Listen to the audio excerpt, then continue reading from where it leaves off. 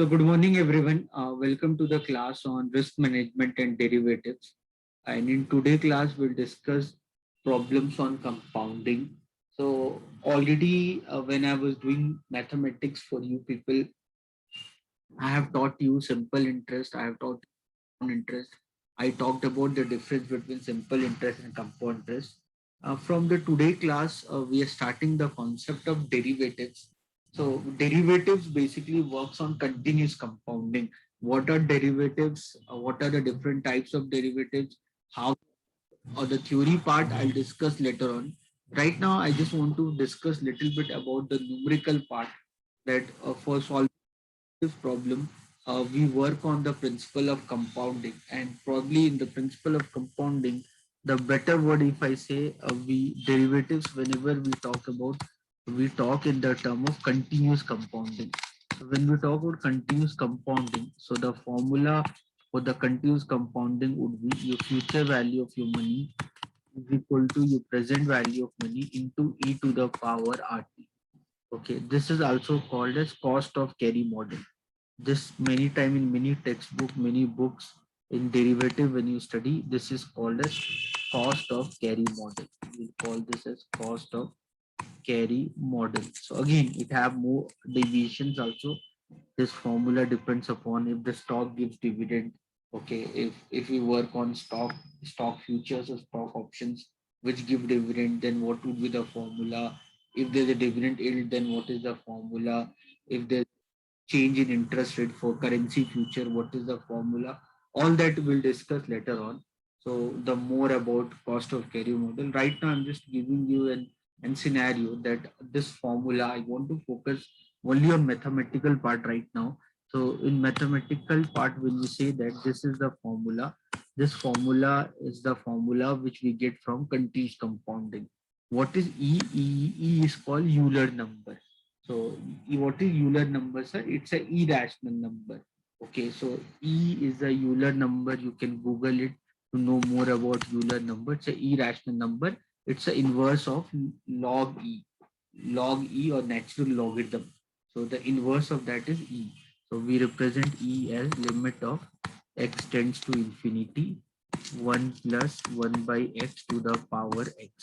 Okay, where x is any integer you can put from 1 to infinity, you can put anything. You will get a constant value. That constant value is somewhere around 2.71828. It goes like this. So that we called as E. In Excel, if you want to know about E, in Excel, if you know about E, what you can do.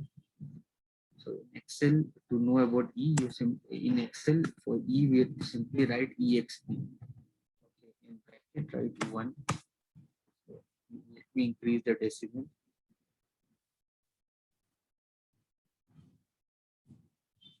So this is what you see. This is this value.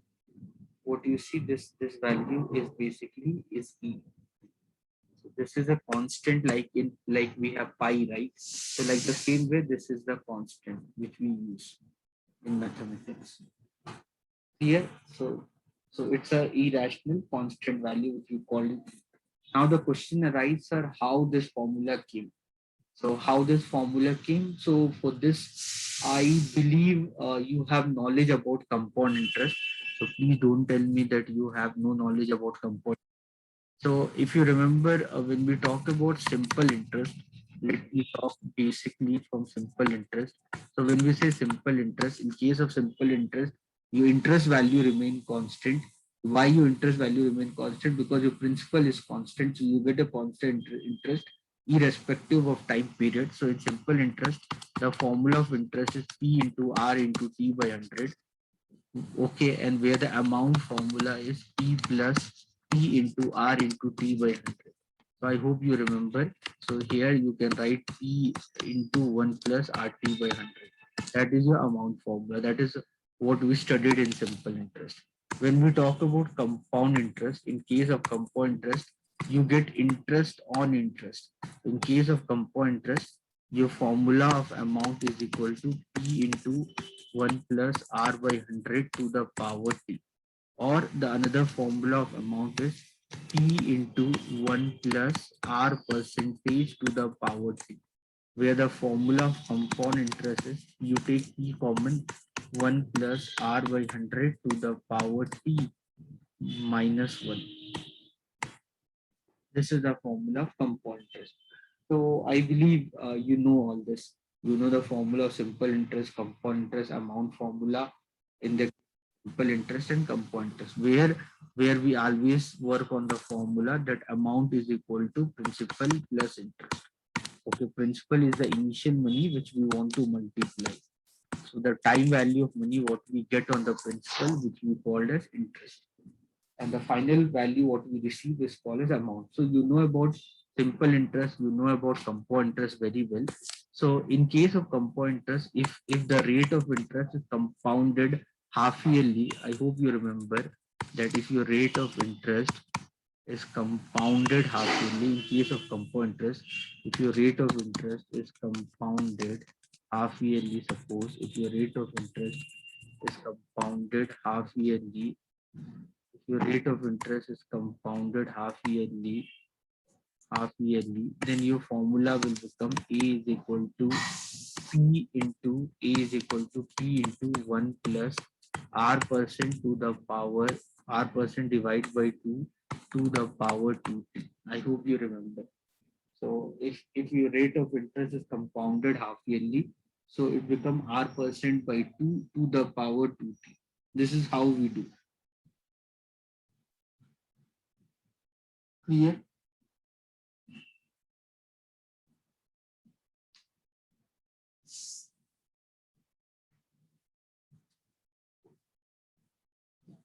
I believe everyone agree with me. So there are a lot of instruments which give interest half yearly.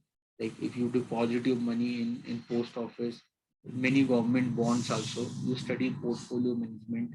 So there, if you have to calculate your future value of money, you'll use this formula. While like suppose if the rate of interest is compounded quarterly, suppose if your rate of interest is compounded quarterly. Suppose if your rate of interest is compounded quarterly.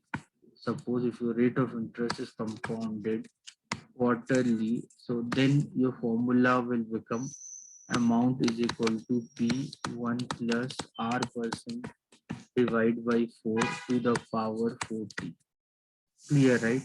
Similarly, if your rate of interest is compounded monthly, if your rate of interest is compounded monthly. Similarly, if your rate of interest is compounded, if I say monthly, so then what would be your formula, guys? If your rate of interest is compounded monthly, your formula would be amount is equal to P1 plus R percent divided by 12 to the power 20. I hope you will understand, agree with me.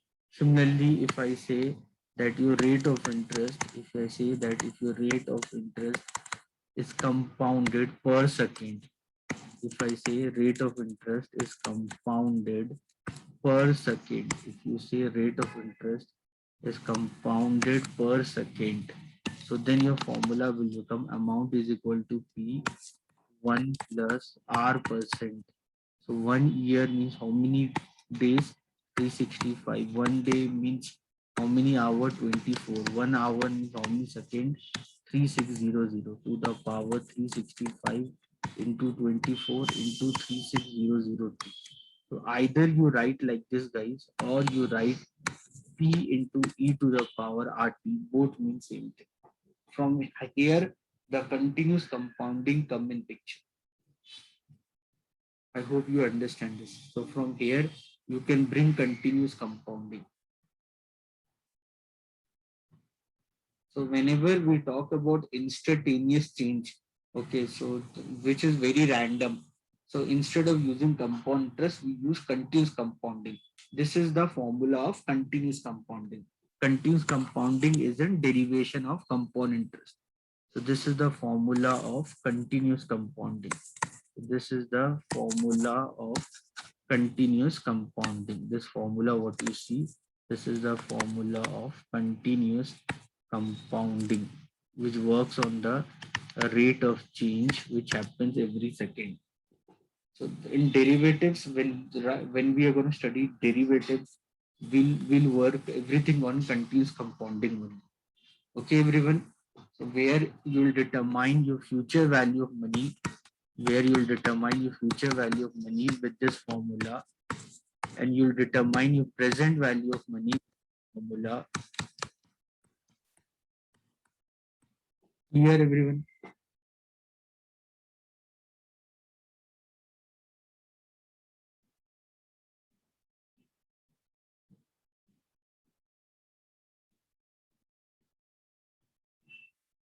Clear, everyone. So here, if you see an example,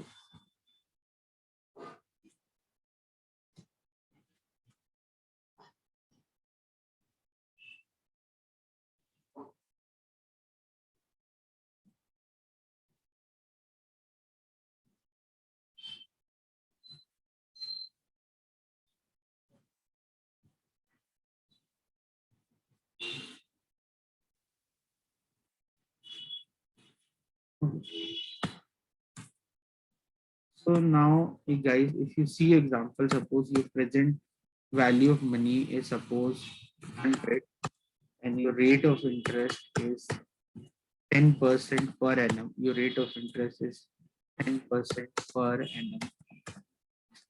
Okay, and your time is whatever, suppose 4 years.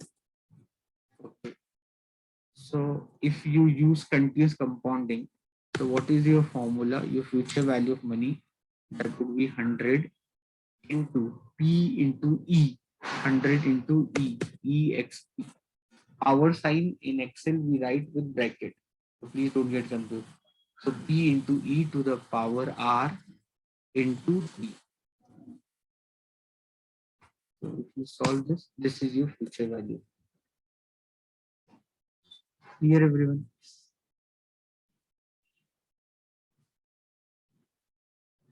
Now the same thing you would have got. The same thing you would have got. Imagine if you have taken the adjustment factor here. Suppose your adjustment factor was your adjustment factor. You know what was that value? 365. 1 year have 365 days. 1 day have 24 hours. 1 hour means 3600. So we'll get the same thing. So that is future value, present value into 1. So 1 plus R% by this adjustment factor to the power T.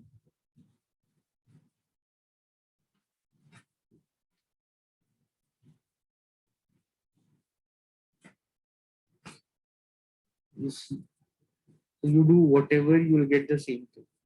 I hope you understood this.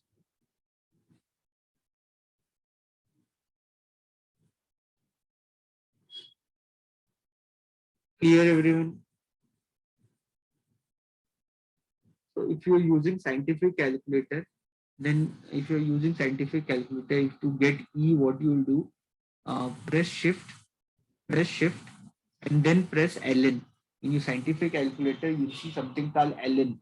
Ln basically means log E. So when you do shift and ln, you will get E. So then what you do, open bracket. So normally mathematically it should be power, but in Excel or in scientific calculator, whenever you write log E, or whenever you write E, the power will automatically will be work. So you just need to open bracket, write everything under bracket. Clear, everyone? So if you see this numerical, so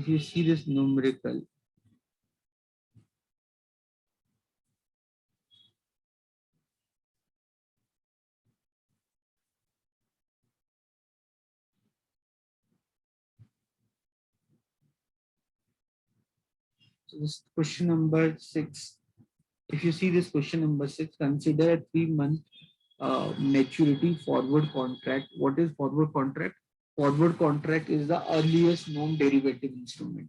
It is OTC nature, over the counter.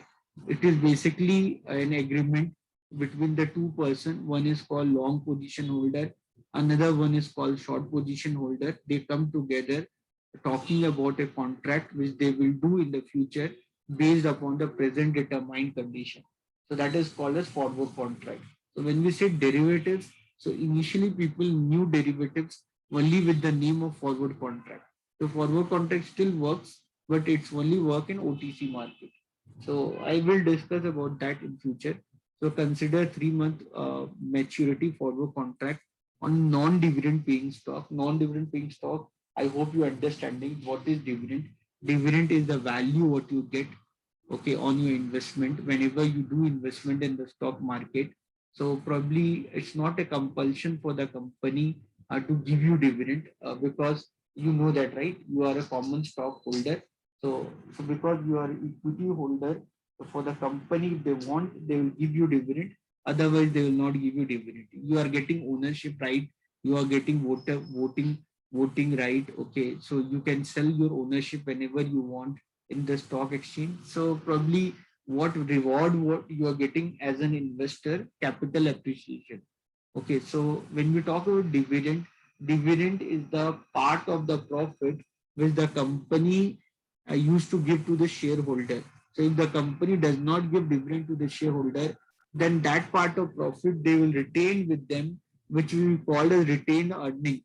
And this retained earning, which if it keep on accumulating, then it will bring reserve and surplus to the firm. And that way it will improve the internal equity of the firm. I hope you remember you studied all this in the second semester. So growth of the firm formula is return on equity. You remember, right? The growth of the firm formula. What is the formula of growth of the firm?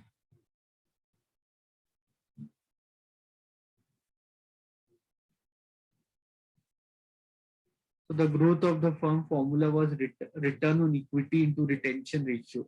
What is retention ratio? Retention ratio was retained earning divided by profit after tax. So if you multiply that with your return on equity is profit after tax divided by the total equity of the company. So that will give you the growth of the firm. So normally many investors, when they invest their money, they do not invest their money looking for, because dividend anyway is calculated on face value and all. So dividend does not give us a very big reward to the investor. So what we are looking for is in capital appreciation. So here it is given there is a 3 month, okay, there is a 3 month maturity forward contract on a non-dividend paying stock. The stock is available for 200 rupees. So the price of the stock is 200 rupees. The price of the stock. This question came in 2018. 2018 5 marks question. So 2018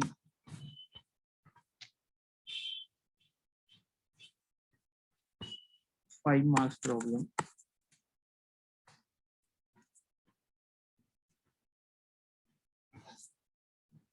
So this we write with S naught. S naught means the present price of the stock. So I use the symbol in derivative, please bear with me with this symbol. The stock is available for 200 rupees. The stock is available for 200 rupees. Okay, and the rate of return is 8% per annum. The R value is 8% per annum, and you bought 3 months. No? You bought 3 month forward contract.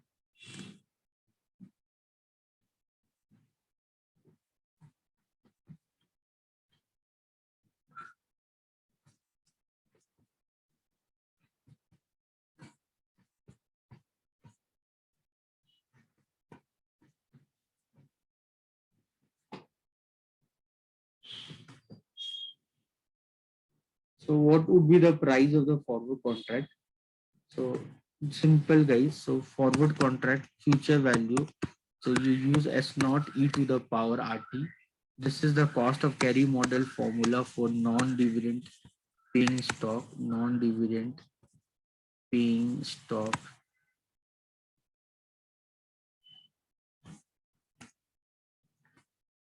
So future value S naught is 200 into E. R is 0.08 into T.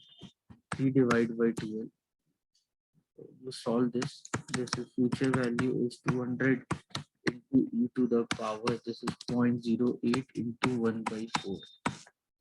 This is 200 into E to the power 0.02. Here everyone.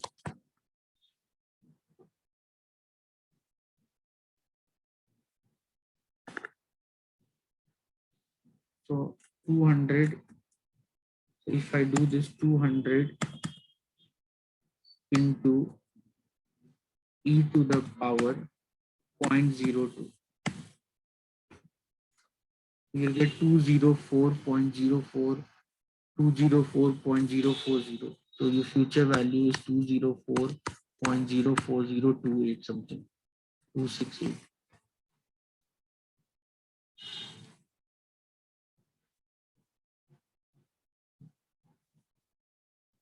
Clear guys? This is your answer. Then 5 marks there.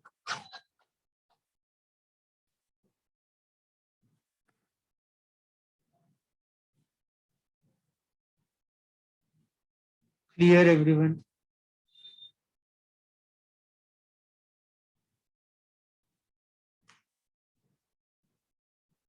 If you want me to do directly, so rate of interest is 8% and 3 months.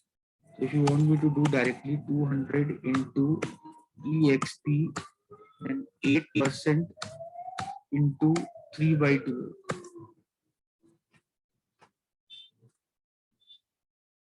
This I've done directly.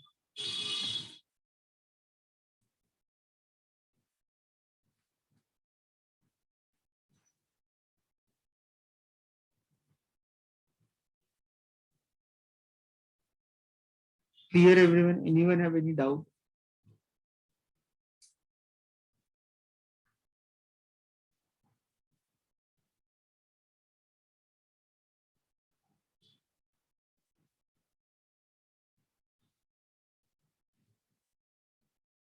Anyone, any doubt?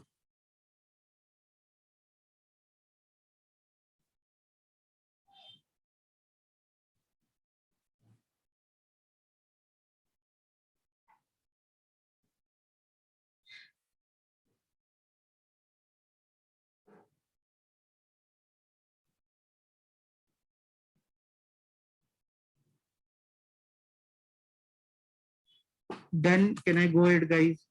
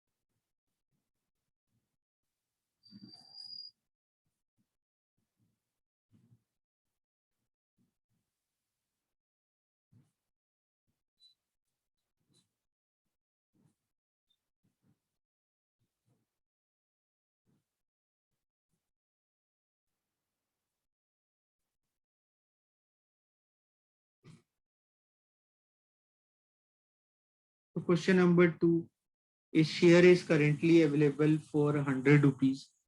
The risk-free rate of interest is 9% per annum, compounded quarterly. What should be the fair price of 45-day future contract?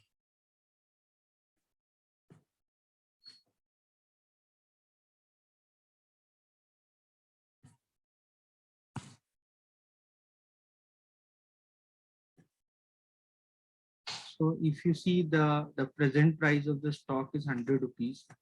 If you see the present price of stock is 100 rupees.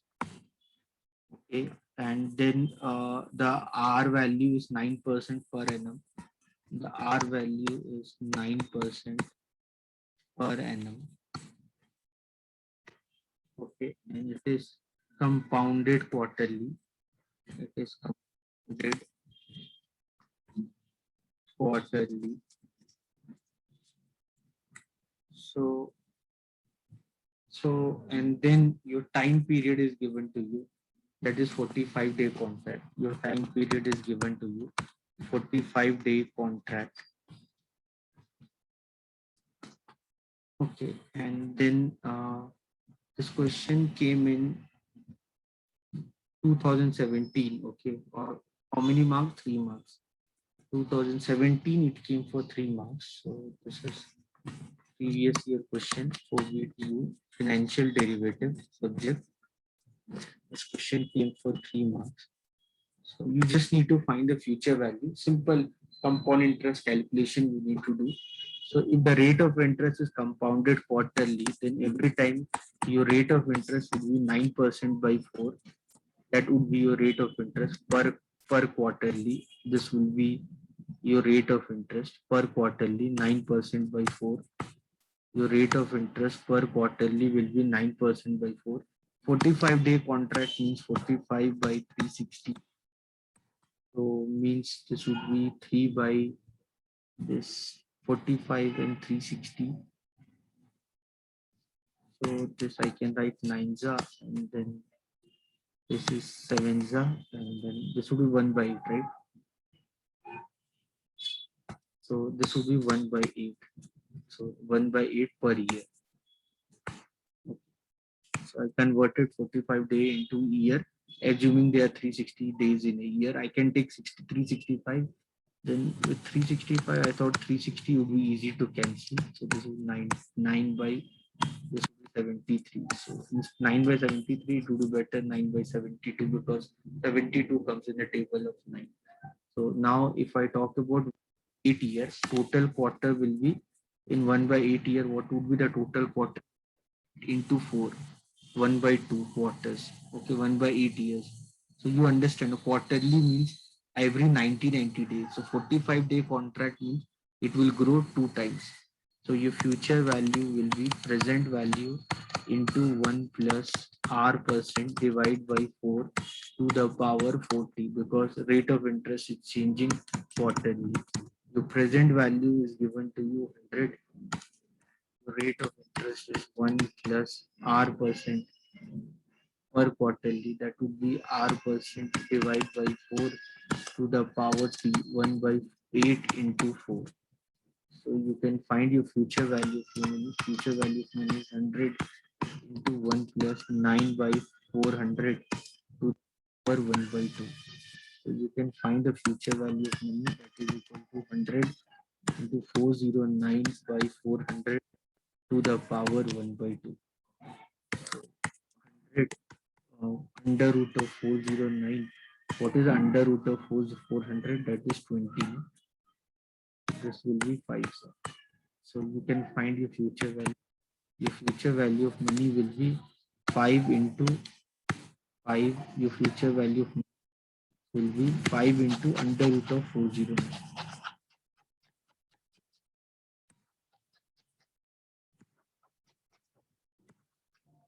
To the power 1 by 2 is what? Square root, right?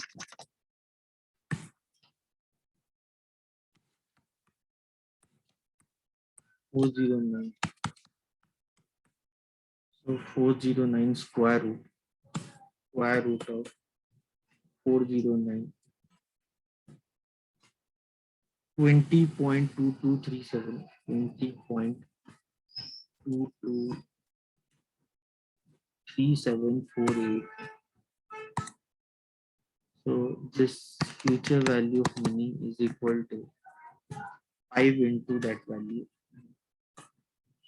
101.11, 101.1187,421 rupees.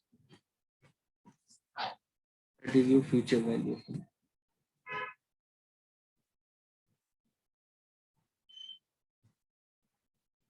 Anyone, any doubt?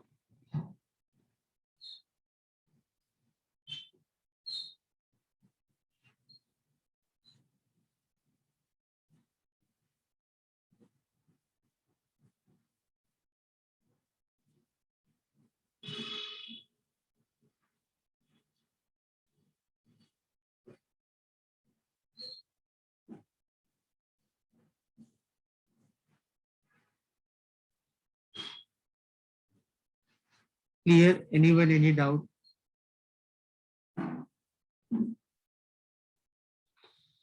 Everyone, please see this question number 2 of section B. So if I have to buy the stock right now, then probably I need to pay 420 rupees. The current price of the stock is 420 rupees. So if I pay 420 rupees, I'll get the stock. Okay, so that is the price of the stock right now. So I have two things. I know that the stock can give dividend. Okay, and if I want to buy the stock, I can buy the stock for 420 rupees right now. And then probably I'll wait for 3 months and 6 months. So after 3 months, the stock will give a dividend of 8 rupees. After 6 months, also the stock will give a dividend of 8 rupees. So then that 8 rupees after 3 months and 6 months will be a cash inflow for me. I hope you're understanding. So if I'm paying for the stock 420 rupees, and then if I get 8 rupees after 3 months, 8 rupees after 6 months, so that 8 and 8, 16 rupees will be my inflow for me. So if forget the time value, so then my cost will decrease by 420 minus 16. Then my cost will become 404 rupees to get the stock. Can you understand this part, everyone? Forget the time value of money. I'm buying the stock for 420 rupees. That is the money I need to put, I need to give. That is a cash outflow for me. Forget the time value of money. The stock is giving me dividend of 8 rupees after 3 months and 8 rupees after 6 months. So probably I'll get 16 rupees from the stock. Okay, in next 8 months, next 6 to 8 months, I'll get 16 rupees. So my cost for the stock will become 404 rupees. Can you understand this, guys? When I'm not including time value of money, forget the time value of money, then the cost for the stock will be 420 minus 16. Clear, everyone? So now if you adjust time value of money here, so then I hope you understanding. So whenever you are getting dividend, then automatically because of dividend, your cost will decrease. No, because dividend is a cash inflow for you. Okay, and paying for the stock is a cash outflow for you. So the current price of the stock is 420 rupees. The current price of the stock is 420 rupees. Okay, and the rate of interest is 7% per annum. And the rate of interest is 7% per annum. The rate of interest is 7% per annum. Rate of interest is 7% per annum. Okay. The rate of interest 7% per annum. Okay. And you get the dividend after 3 months and 6 months, 8 rupees dividend. You're getting a dividend of, so if you see the time value, so after 3 months, you will get a future value. You are getting a dividend of 8 rupees. Okay. And again, after 6 months, you will get a dividend of 8 rupees. Can you understand this, right? Okay. The rate of interest is 7% per annum. Okay. So now if you find the present value of dividend, if I try to find the present value of dividend, so the present value of dividend, so the present value of dividend that is equal to 8 into present value guys, E into minus present value minus into R is 7% into, so after 3 months I'm getting 8 rupees. So what is the present value of that? So here 8 into E minus 0.07 into 6 by 2. Can you understand this? So this is the inflow for you. So these two are your inflow for you. Are you getting it? So sum total of present value of your dividend, what you are receiving, that would be, you can find this. I can take 8 common. I can take 8 common. I take 8 common, then E. So E to the power R is 7%, E to the power minus 0.07 present value into RT. T is 3 by 12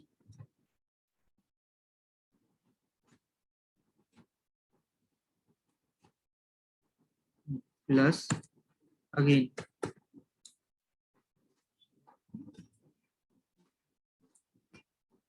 E to the power R is 0.07 into time, 6 divided by 2.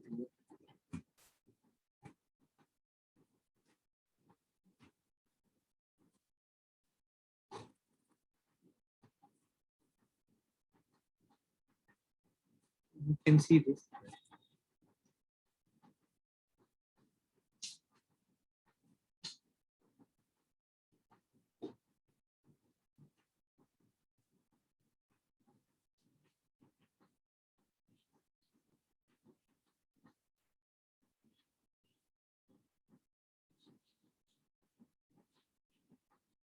Fine. So you get the present value dividend 15.586606, 15.58, 15.58606.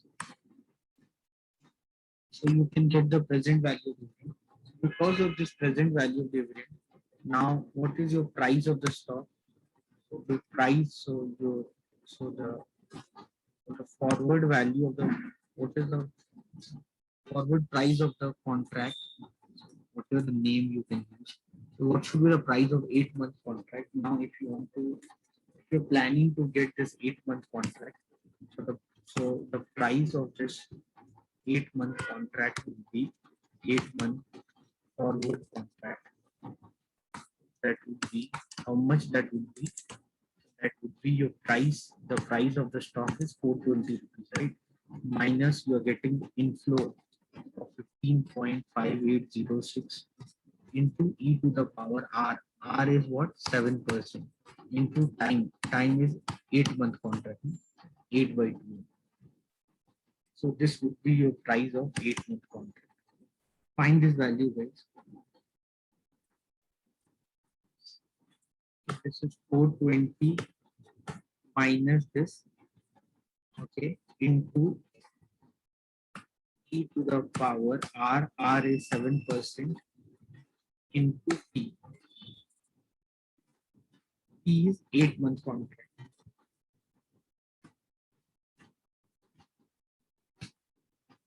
That is 423.733. 423.733. This is the price of 8-month forward rate contract.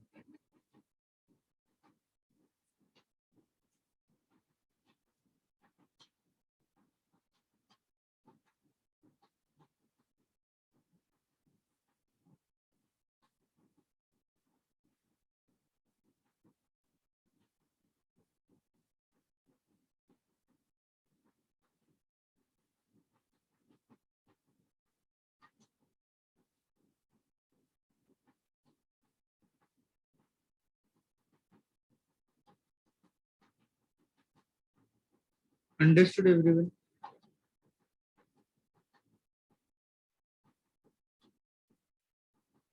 So always remember, for the future value, we use the formula future value is equal to present value into E to the power RT, and for the present value, we'll use future value divided by E to the power RT.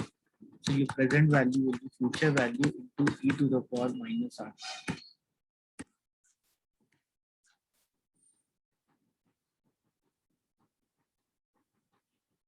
Clear, everyone? Anyone, any doubt?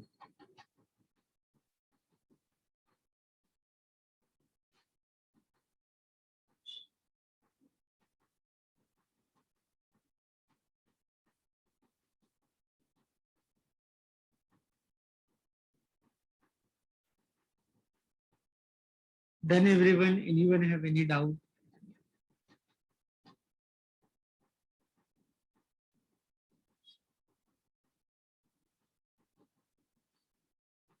Can we end the class then, guys? If everyone understood everything, can we end the class? I hope you people have understood. No one have any doubt.